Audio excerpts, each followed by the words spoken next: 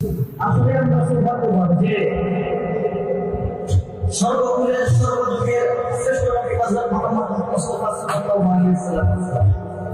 এর উম্মত হিসেবে প্রেরিত হয়ে আমরা সকলেই আমরা গর্বিত এবং এই জন্য আমি বলতে চাই যে এত 337 লক্ষ দাঁড়িয়ে গোটা পৃথিবী যখন ঘন্টায় বিভক্ত, গোটা পৃথিবীর মানুষ যখন অপর মানুষের বুকের নিচে ব্যস্ত হচ্ছে তার প্রকাশ আজকে শুধু মুসলিম নয়, গোটা পৃথিবীর মানুষ যেন অপর মানুষের বুকের নিচে ব্যস্ত হচ্ছে তার গোটা দেহ। এই জন্য বারবার মনে হয় আমাদের সেই অভিজির কথা আমাদের মাঝে দিন যদি আসলে আমাদের কোনো এক ভূখণ্ডে